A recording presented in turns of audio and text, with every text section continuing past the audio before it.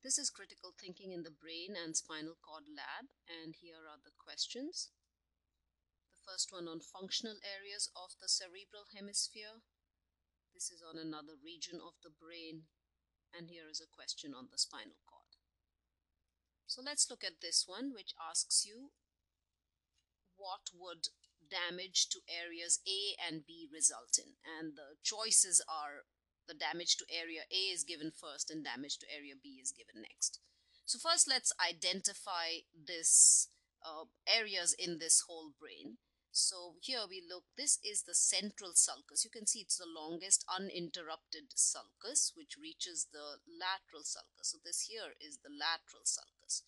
So here we have the frontal lobe, this is the parietal lobe, and up here somewhere is the parieto-occipital sulcus. So if we come down, so this is the occipital lobe and this is the temporal lobe. Now area here A is the post-central gyrus, which is the sensory area. This receives sensations from the opposite half of the body, and this is in the parietal lobe. Area B, as you can see, is the anterior end. This is the anterior end of the cerebral hemisphere because this is the frontal pole and this is the occipital pole. So this is the anterior end of this functional area in the temporal lobe, and this is the auditory area. Posteriorly, this area here is where you have the Wernicke's speech area. So this is the Wernicke's speech area. This is at the posterior end, and just to show you this,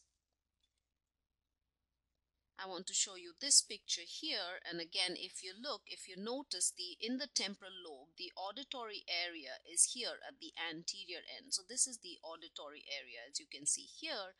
And the Wernicke's speech area is more posteriorly located, goes on to the parietal lobe also. So if we come back here, we can see that this represents the auditory area in the temporal lobe, and this is the sensory area in the parietal lobe. So let's look at the choices. So it says damage to area A will result in motor loss from the opposite side of the body. We know that is not true. Motor loss will be if it is the precentral gyrus, which is this area.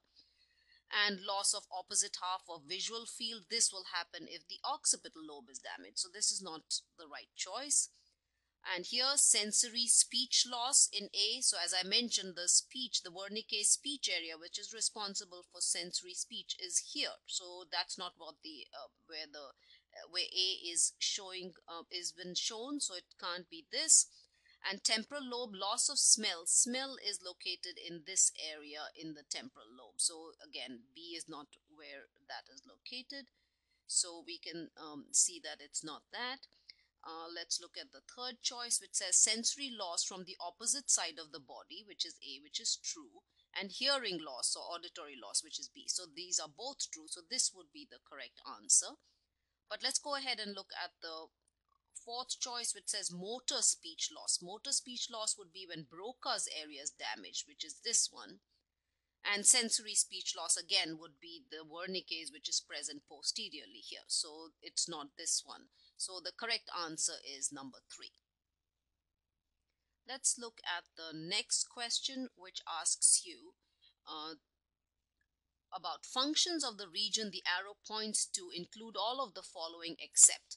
So let's first identify the region the arrow points to. So this is a part, it's showing you really mainly part of the brainstem with certain other areas here. This is showing you a part of the thalamus. So this area here is the thalamus. The arrow points to the hypothalamus, and it's really pointing to something known as mammillary bodies. This here on either side is part of the midbrain. So this is part of the midbrain called the crus cerebri. This is the pons, and here is the medulla. And of course the midbrain, pons and medulla form the brainstem. And just to give you a perspective, I want you to compare it to this picture, where actually what the picture in the question is really showing you just a little bit of this area. So just this part here, that's what it's showing you. So again, if you look, you will notice that the two limbs on the side. So that area is the crus cerebri. You can see the pons and the medulla. This here is the hypothalamus, which is what the arrow was pointing to. And the thalamus, of course, you can't see in this picture because it is hidden underneath over here. So again, if you compare this to another image that we have here, which is this one, so you can see this was the brainstem, mainly the brainstem. So here is the midbrain, the pons, the medulla, and the arrow in the question is pointing here, which is part of the hypothalamus, and of course this was the thalamus. So here now it tells you the functions of the region. So we've identified this as the hypothalamus. So the functions of the hypothalamus include, it does control the autonomic nervous system, it does control thirst and diurnal rhythm, the sleep-wake cycle. Thirst controls pituitary activity, does act as the body thermostat. But the hypothalamus does not contain the vital centers for the respiration and cardiovascular activity. That is contained in the brainstem, mainly in the pons and the medulla. So therefore, this would be the correct answer for this question. Let's now look at the third question, which asks you to identify the structure the arrow points to and what does it represent. So this is a part of the spinal cord, and it shows you here is the dural covering. So that's the dura mater there. And here inside up here, you can see that this is where the spinal cord ends. This part here, there's a conical projection, and that is called the conus medullaris. And traveling from the conus medullaris, this very, very thin filament, if you can see right in the center, that is called the filum terminale. So that's the filum terminale. And what the arrow points to is a sheaf of nerves or nerve roots. And this, it looks like a horse's tail. So this is called the cauda equina. So therefore, the answer to this question would be, it's pointing to the cauda equina, which is a collection of nerve roots. Not the filum terminale, because the filum terminale is right here in the center, and it's a pile extension which goes all the way down to attach to the coccyx. Not the conus medullaris, because the conus medullaris is here, this part. So the spinal cord ends in a cone like this, and then the filum terminale comes down like this. But all the nerve roots pass out this way, and that's what you're looking at, this sheaf of nerve fibers.